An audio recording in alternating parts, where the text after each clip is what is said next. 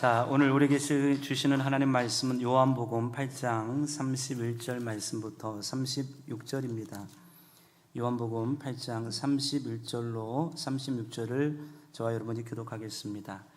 그러므로 예수께서 자기를 믿은 유대인들에게 이르시되 너희가 내 말에 거하면 참으로 내 제자가 되고,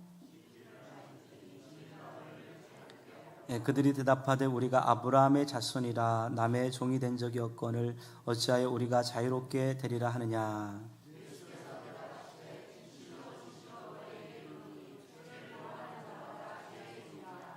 종은 영원히 집에 거하지 못하되 아들은 영원히 거하나니. 아멘. 미국 오클라호마 대학의 한 연구진이 바슈라고 하는 15년생 침팬지로 연구를 했다고 합니다.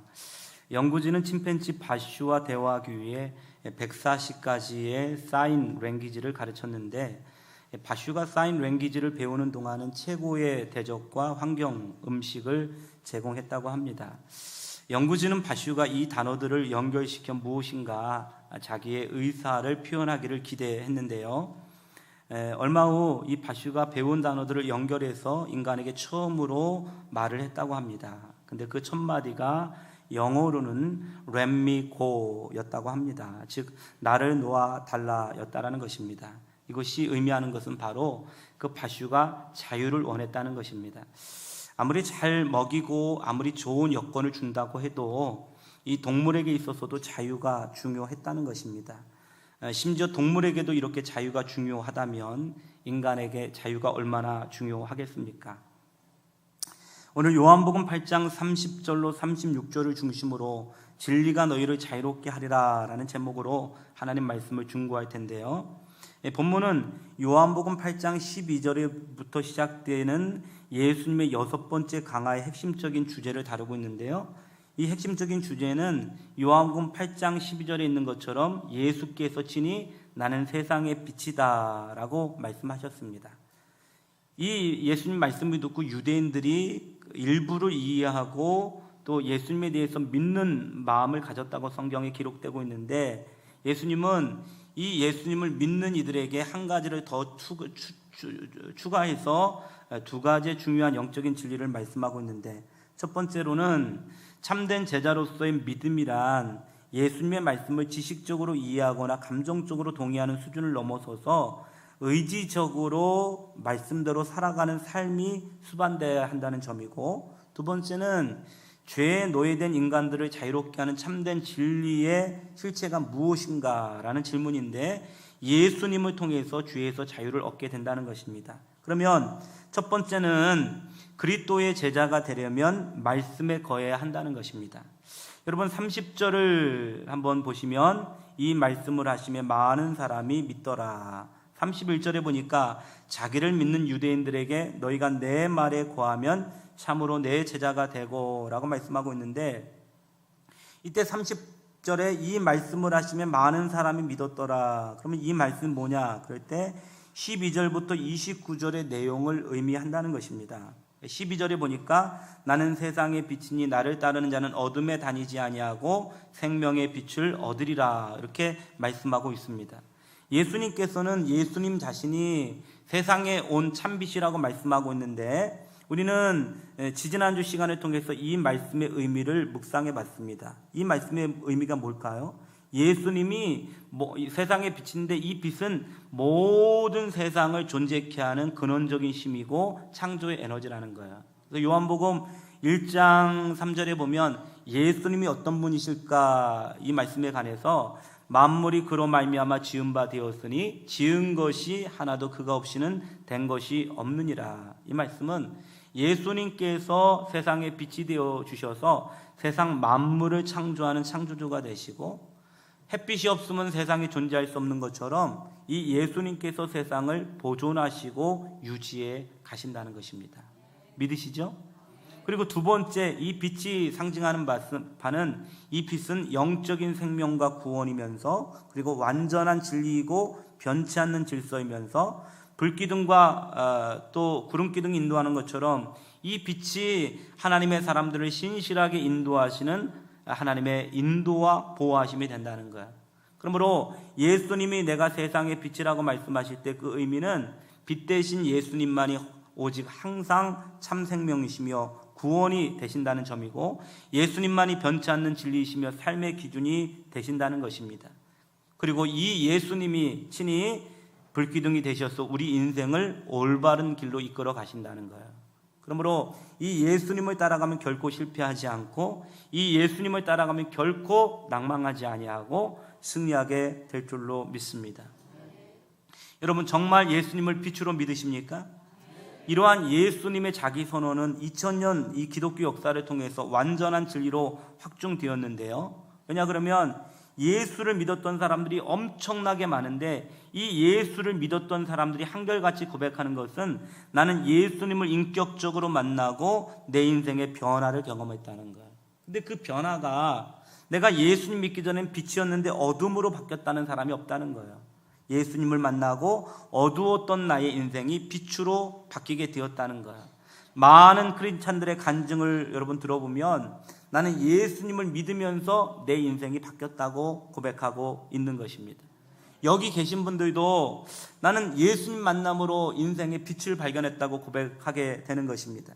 이 예수님을 알지 못하는 대부분의 인생은 어디서 와서 어디로 가는지 알지 못합니다. 그러나 예수께서 내가 곧 길이요 진리요 생명이니 나로 말미암지 않고는 아버지께로 갈 자가 없느니라 이렇게 말씀하셨는데, 세상에 살아가는 수많은 사람들이 많은 지식과 많은 경험과 많은 것들을 가지고 있는지 모르겠지만 그들은 예수님을 알지 못하는 상태 속에서는 그들이 어디서 와서 어디로 가는지를 알지 못한다는 것입니다. 그런데 예수님을 믿으면 우리는 하나님께로부터 나서 예수님이 계시는 하나님 아버지 집으로 가는 이 놀라운 축복을 경험하게 될 줄로 믿습니다. 예수님을 영접하면 성령님이 우리 안에 내주하시고 영원히 우리를 떠나가지 않으시는데 결코 우리를 홀로 두지 않으신다는 것입니다. 그러므로 예수를 믿는 사람들은 인생을 살아갔을 때 자기 혼자 살아갈 수 있겠지만, 예수를 믿는 사람은 어떤 상황 가운데도 홀로 살아가지 아니하고 우리와 영원히 함께 하시는 주님과 더불어 살아가게 될 줄로 믿습니다. 주님이 이곳에 계시는 것입니다. 주님이 내 마음속에 계시는 것입니다. 어느 곳에 있든지 주님이 나를 떠나가지 아니하시고 주님이 역사해 주실 줄로 믿습니다. 이런 이유 때문에 여러분, 사도 바울을 비롯한 수많은 사람들은 예수 그리스도를 아는 지식이 세상에서 가장 고상한 지식이라고 여러분 고백하게 되는 줄로 믿습니다. 이처럼 예수님이 이와 같은 말씀을 하셨을 때 이 진리를 들었던 수많은 사람들이 예수를 믿었다고 성경은 기록하고 있는 것입니다. 이게 30절의 말씀인데, 그런데 문제는 예수님이 이제 갓 이 믿음을 소유한 사람들에게 한 가지를 덧보태서 말씀하시는데, 그게 31절의 말씀입니다. 너희가 내 말에 거하면 참으로 내 제자가 되고. 여러분, 내 말에 거한다는 얘기가 무슨 뜻일까요? 말에 거할 때 제자가 된다는 이 말씀의 의미는 무엇일까요? 여기서 예수님은 이미도 말씀을 믿은 이들에게 말하고 있는데, 말씀을 믿는 이들에게 내 말에 거하면 내 제자가 된다고 말하고 있는데, 이 부분에 주목할 필요가 있다는 것입니다. 여기서 예수님의 여러분 이 강조점은 말씀을 믿는 것과 말씀 안에 거한다는 것 사이에는 차이가 있음을 예수님이 말씀하고 있다는 것입니다. 여러분, 30절에 사용된 믿더라, 이 얘기는 헬라어로 보니까 동작을 시작하는 부정과거로 결코 완전한 신앙의 경지를 의미하는 단어는 아니다. 그러니까 믿음이라고 하는 것은 여러 부분을 여러분 내포할 수 있다는 것입니다. 혹시 여러분 당구를 좀 치시나요? 당구가 30부터 시작하는데 큐만 잡으면 30이에요. 그러나 30부터 3000까지 있어요. 그러니까 30도 당구를 치는 거고 3000도 당구를 치는 거예요. 그러나 그 수준 사이에는 엄청난 차이가 있다는 것입니다. 테니스를 좀 치시나요? 저도 테니스를 라켓을 잡아봤습니다. 그러나 이 테니스 프로 선수와 대보면 아무것도 아닐 것입니다. 예수를 믿는 것도, 이 믿는 것은 믿음의 시작이지만 이 믿음 사이에는 엄청난 차이가 있을 수 있다는 것입니다. 반면에 31절에 사용된 거하고, 너희가 내 말씀 안에 거하고, 이 단어는 예수님과 신자들과 온전한 관계를 설명하는 용어인데, 요한복음 15장에 보니까 말씀 안에 거하라, 내 말이 너희 안에 거하고, 이 말씀이 집중적으로 많이 사용되고 있습니다.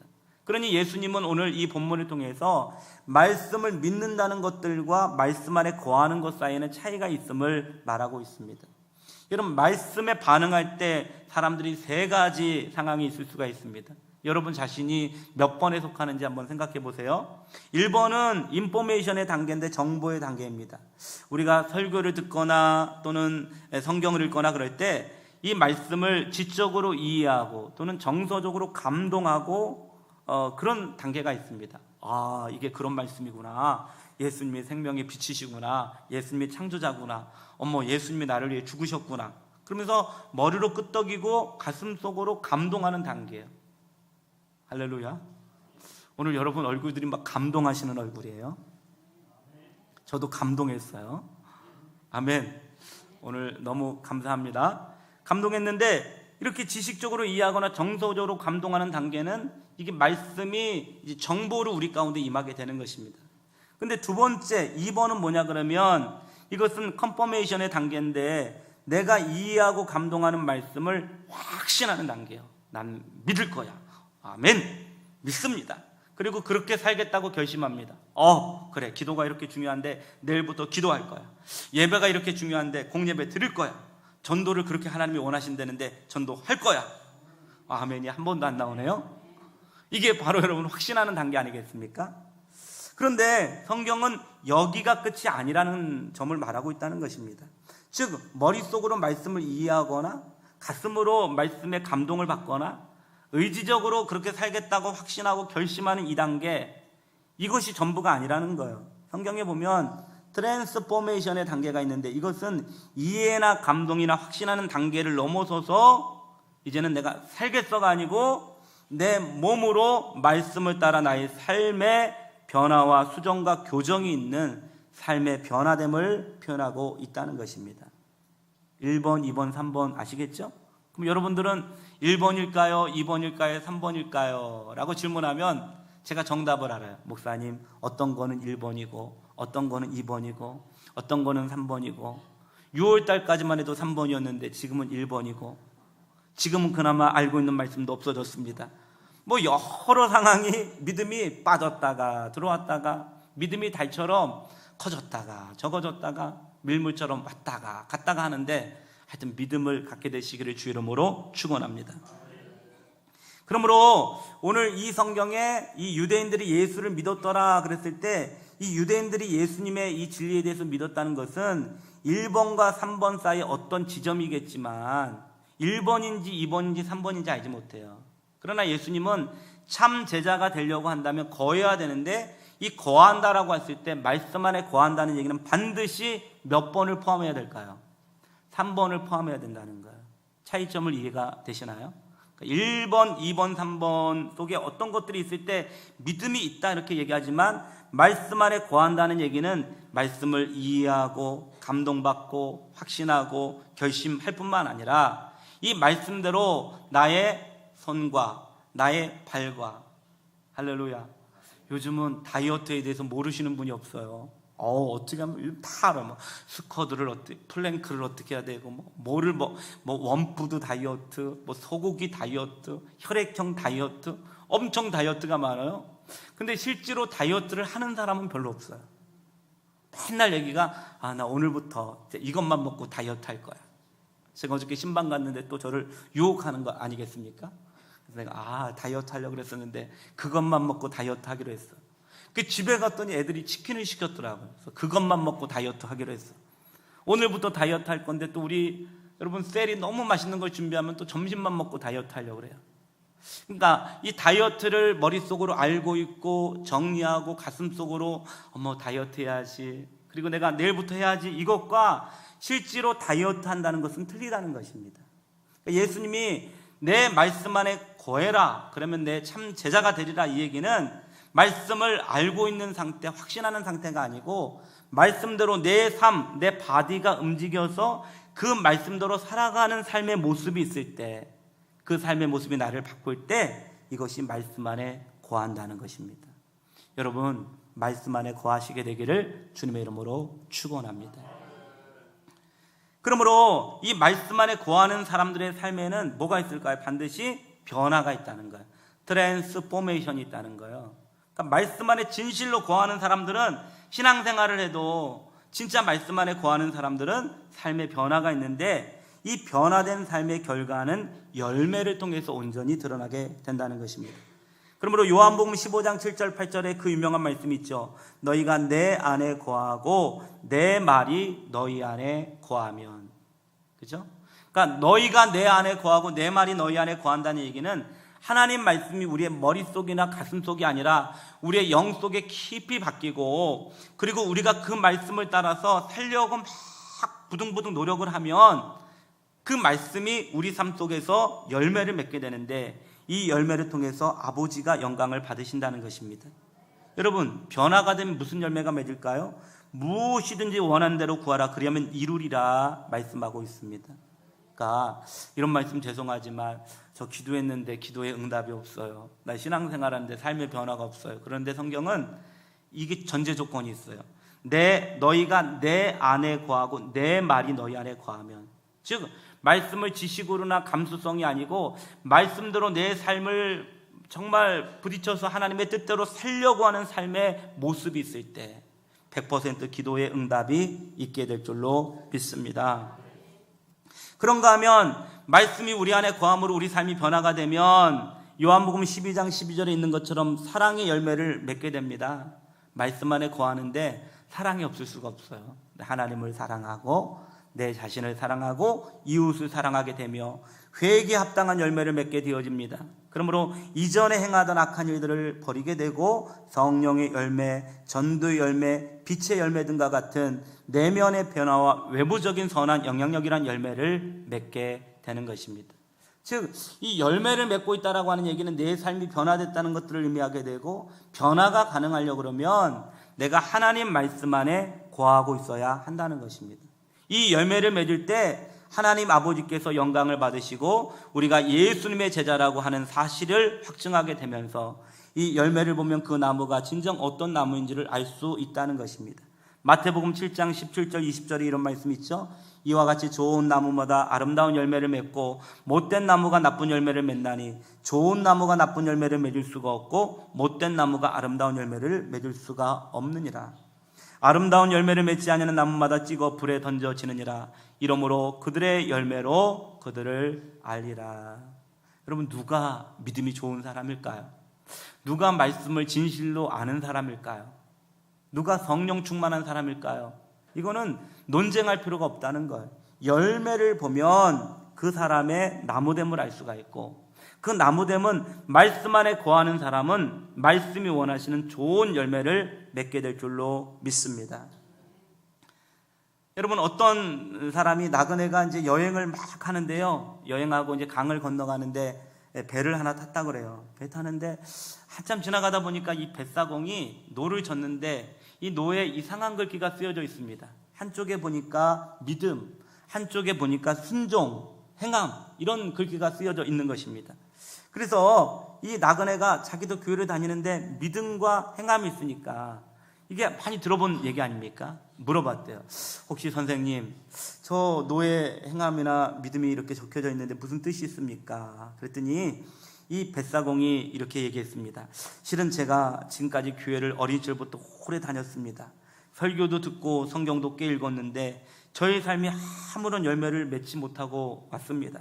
그래서 주님께 하도 속상해서 주님, 제가 주님의 말씀을 이렇게 많이 알고 있는데 왜 제 삶에 변화가 없습니까? 금식하며 기도했는데 어느 날 예수님이 나타나 저에게 이렇게 말씀하셨습니다. 그것은 네가 말씀을 알지만 말씀 안에 거하지 않기 때문이다. 이때 저는 주님께 물었습니다. 주님, 말씀 안에 거한다는 얘기는 무엇입니까? 그랬더니 주님이 바로 말씀대로 살아가는 것이다 라고 말씀하셨습니다. 저는 그때 예수님께서 말씀 안에 거한다는 것이 행함이 수반된 믿음이라는 사실을 알게 되었습니다. 믿음이 없는 행함은 내 열심과 의에 불과하겠지만 행함이 없는 믿음도 죽은 것임을 그때야 깨닫게 되었습니다. 그래서 저는 제 노예 믿음과 행함이라는 이 두 글자를 써놓고 항상 기억하려고 애쓰고 있습니다. 그러면서 한번 보실래요? 한번 믿음만 적어볼까요? 믿음만 막 적어보니까 앞으로 가지 않고 뱅뱅뱅뱅 돌더란 얘기입니다. 행함만 적어볼까요? 믿음 없이 행함만 계속 적었더니 이때도 앞으로 가지 않고 뱅뱅뱅 돌더란 얘기입니다. 이처럼 믿음이 없는 행함은 전진할 수가 없고, 그런가 하면 행함이 없는 믿음도 아무런 변화와 아무런 성숙을 이룰 수가 없다는 것입니다. 할렐루야. 여러분, 말씀 안에 거한다는 얘기는 내가 믿고 확신하는 말씀대로 내 삶이 단 한 가지라도 바뀌는 것들을 의미합니다. 머릿속으로 배웠어요, 책으로 배웠어요, 이것이 아니고 내 삶을 통해서 말씀을 가지고 살아갈 때 역사가 일어날 줄로 믿습니다. 그러므로 이 말씀을 우리 자신에게 적용하자고 한다면, 오랜 시간 교회를 다니고 설교를 듣고 어떤 경우 특별한 열심으로 성경을 읽고 공부를 하고 기도를 함에도 불구하고 삶의 열매가 없는 분들이 있다면 반드시 이런 질문을 해봐야 돼요. 내 삶에 열매가 없어요. 내 기도가 응답이 안 되는 것 같습니다. 내 주변에 있는 사람들이 내가 예수 믿는 사람인 줄을 잘 모르는 것 같습니다. 내가 생각해도 내 믿음이 답답하고 내 믿음이 진짜인가 가짜인가 의문이 들 때가 된다면, 그럴 때 우리가 생각해 봐야 될 것은 내 믿음이 단지 말씀을 아는 사람인가, 아니면 말씀대로 사는 사람인가, 말씀에 감동받는 사람인가, 혹은 말씀을 따라 살아가는 사람인가, 나는 말씀대로 살겠다고 결심하는 사람인가, 아니면 정말 그렇게 사는 사람인가. 제가 기도를 많이 하는 어떤 목사님과 같이 여행을 한 적이 있습니다. 이분이 기도를 많이 하고 하나님의 응답을 많이 받았는데, 제가 그랬어요. 목사님, 많은 성도들이 설교할 때 보면요, 막 눈물도 흘려요. 요즘은 우시는 분이 없지만, 웃는 분도 계십니다. 막 은혜도 받고 막 아멘하고 막 셀레브레 때 보면 막 침이 튀기는데, 근데 전도를 그렇게 하고 막 아멘하고 그러는데, 전도하는 사람은 그렇게 없고, 막 기도할 때 막 진짜 그때 아멘 소리 들으면 내일 새벽부터 막 진짜 교회가 미어 터질 것 같은데 기도하는 사람이 없고 그렇습니다. 왜 성도들이 말씀을 듣고 은혜도 받고 성경 공부도 많이 하고 제자 양육도 했는데 왜 변화가 더딜까요? 없을까요? 그랬더니 이 목사님이 하신 얘기가 그거입니다. 말씀을 듣고 은혜를 받는 것, 기도하다가 성령의 감동을 받는 것은 주님이 주신 씨앗과 같은데, 씨가 아무리 있어도 밭에 가서 씨를 뿌리지 않으면 열매를 맺을 수가 없는 것처럼, 아무리 말씀을 많이 알고 아무리 은혜를 받고 아무리 감동이 충만해도 이 말씀을 인생이라고 하는 삶의 현장 가운데 씨를 심어서 실천하고 순종하고 행하지 않으면 아무 열매를 맺을 수 없다고 생각합니다. 할렐루야. 저는 그렇기 때문에 여러분, 오늘 이 시간 이 말씀을 들으면서 혹시 이 한 해 동안 주님께서 여러분에게 은혜를 주셨던 말씀이 있다면, 나에게 주셨던 감동이 있다면 그 말씀대로 살아갈 수 있는 은혜가 있게 되시기를 예수님의 이름으로 축원합니다. 두 번째는 진리이신 예수님께서 죄의 종된 인간을 자유롭게 한다는 것입니다. 32절의 말씀은 너무 유명하죠? 같이 한번 읽겠습니다. 시작. 진리를 알진 진리가 너희를 자유롭게 하리라. 여기서 이 진리라고 하는 헬라어 단어는 알레데이아 이런 단어인데, 이 진리는 하나님의 은혜와 더불어 예수 그리스도의 본질을 표현하는 용어로 요한복음 1장 17절과 14장 6절에 기록되고 있습니다. 즉 예수님은 진리 대신 예수님을 알 때 바로 우리가 이 진리 대신 예수님 안에서 자유를 얻을 수 있다고 말씀하고 있습니다. 그러니까 예수님 안에서 자유를 얻을 수가 있다. 근데 예수님께서 이런 말씀을 하셨을 때 33절에 보니까 유대인들이 반문합니다.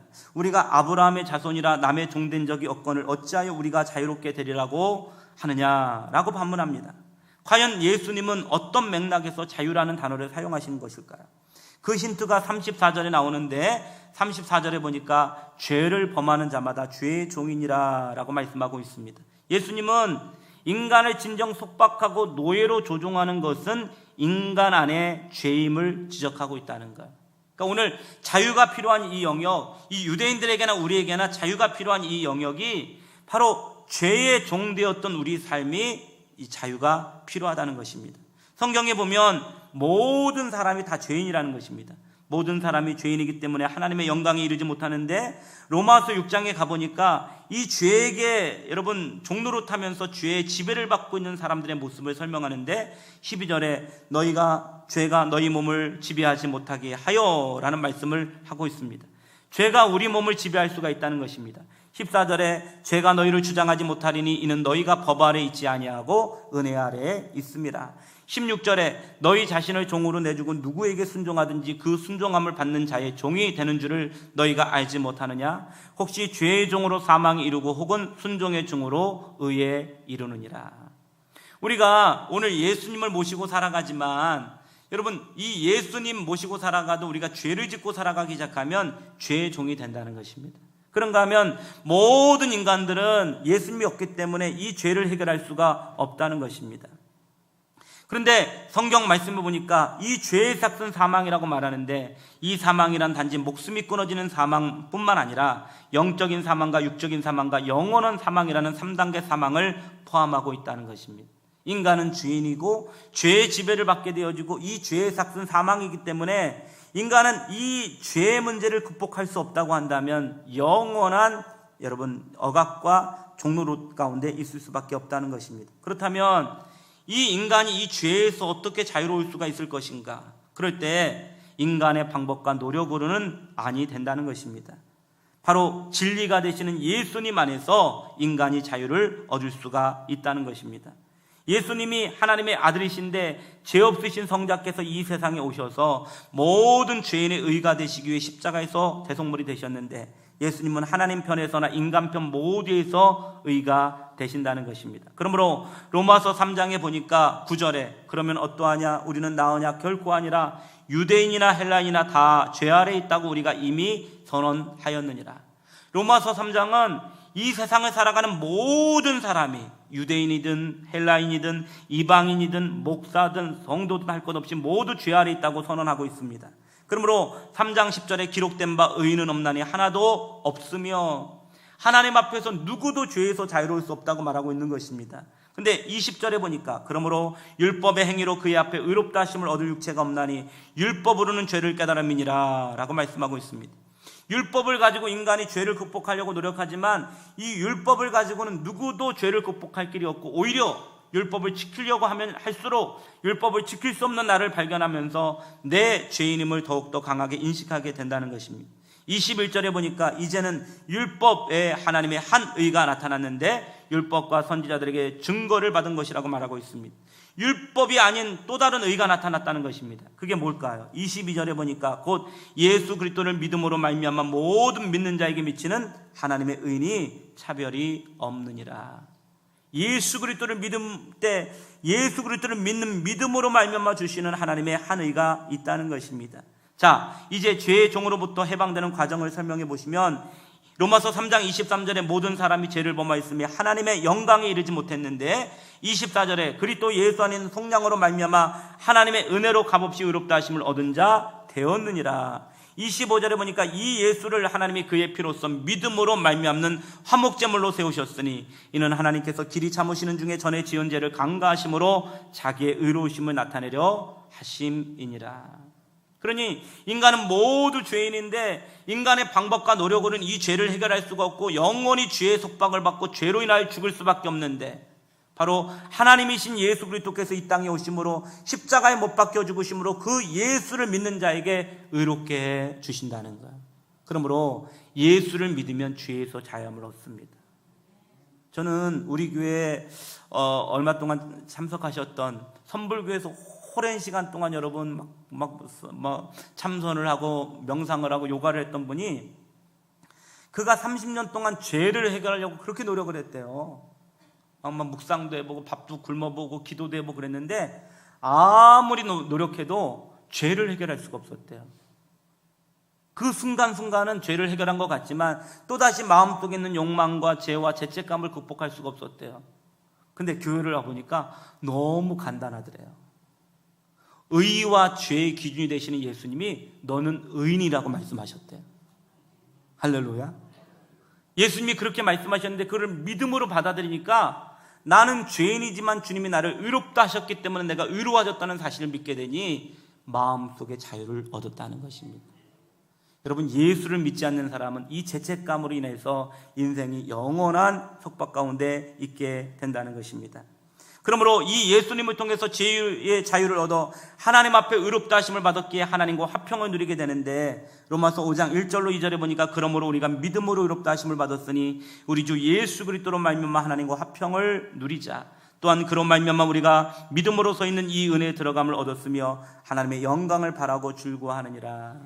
죄에서 자유를 얻고 하나님 앞에 의롭다 칭함을 받았더니 하나님과 화평이 이루어지면서 날마다 그분의 은혜에 들어감을 얻게 되어지고 하나님의 영광을 바라고 즐거워하는 영원한 소망을 얻는 인생으로 바뀌어지게 된 줄로 믿습니다. 여러분, 그렇기 때문에 예수를 믿음으로 의롭게 되어지고 이 의로움으로 우리는 이 죄의 속박으로부터 자유를 얻게 되어지는데, 로마서 10장 9절로 10절에 보니까 내가 만일 내 입으로 예수를 주로 시인하며 또 하나님께서 그를 죽은 자 가운데서 살리신 것을 내 마음에 믿으면 구원을 받으리라. 사람이 마음으로 믿어 의에 이르고 입으로 시인하여 구원에 이르느니라. 여러분, 이 시간 죄에서 해방되는 것은 우리의 삶이 바뀌는 것은 아닙니다. 삶이 바뀌면 열매가 맺어지고 인생에 풍성한 것들이 이루어지지만 우리가 죄에서 자유함을 얻는 것은 예수를 믿는 것입니다. 십자가에 달리신 주님, 나를 위해 죽으신 주님, 나의 의가 되신 주님, 이 예수님을 마음으로 믿고 입으로 예수님 내가 주님을 믿습니다. 주님은 나의 구원자가 되십니다. 이렇게 고백하면 주님이 우리의 죄를 용서하여 주시고 우리에게 영원한 거룩함을 주실 줄로 믿습니다. 그런데 이렇게 되면 우리가 거룩함 인정을 받았어요. 그러나 우리가 내면을 생각해 보면 여전히 우리 가운데 죄악의 모습이 있는 것들을 보게 됩니다.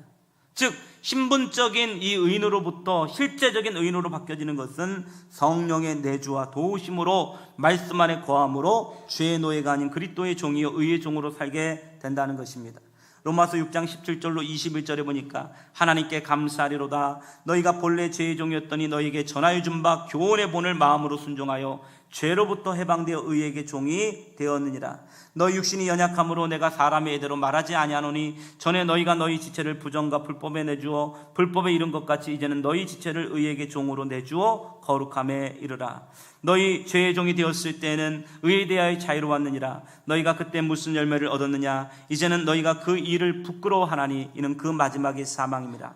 그러나 이제는 너희가 죄로부터 해방되어 하나님께 종이 되어 거룩함에 이르는 열매를 맺었나니 그 마지막은 영생이니라. 할렐루야. 여러분, 예수를 믿음으로 이롭게 되었지만 우리 안에 거하시는 성령님을 의지하고 성령으로 충만하고 말씀을 따라 살아갔을 때 우리 삶이 실제적으로 죄를 이기고 죄에서 해방되어 영원한 자유를 얻게 된다는 것입니다. 그런데 진정한 자유란 죄로부터는 해방되는 것이고 하나님께는 다시 종이 되는 이 모습이 진정한 자유가 될 줄로 믿습니다. 결론을 말씀드리면 모든 사람이 죄인이기에 죄의 속박을 당해 죄의 노예로 죄를 짓고 살아가게 됩니다. 그러나 율법의 준수를 비롯한 인간의 신과 노력으로는 결코 죄에서 해방될 수가 없는데 진리이신 예수께서 십자가에서 우리를 위해 대신 죽음으로써 우리의 의가 되심으로 우리를 죄에서 해방시켜 주신 줄로 믿습니다. 예수를 마음으로 믿고 내 입으로 구주로 신하면 그분은 나의 의가 되시고 나의 구원자가 되시는 것입니다. 예수님을 구주로 믿으면 성령님이 우리 안에 내주하시는데 성령으로 충만하여 성령을 의지하고 순종하면 생명의 성령의 법이 죄와 사망의 법에서 우리를 해방하여 주시기 때문에 우리를 신분적인 의인에서 실제적인 의인으로 이끌어 주시게 되며 이럴 때 우리는 완전한 죄에서 해방되어 온전한 자유를 경험하게 될 줄로 믿습니다. 우리는 죄에서 해방된 사람입니다. 우리는 의인입니다. 우리는 죄 때문에 더 이상 정죄받지 않습니다. 예수가 나를 자유롭게 하신 줄로 믿습니다. 이 말씀을 통해서 날마다 승리하는 여러분 모두가 되시기를 주님의 이름으로 축원합니다. 잠시 기도하겠습니다. 사랑과 은혜가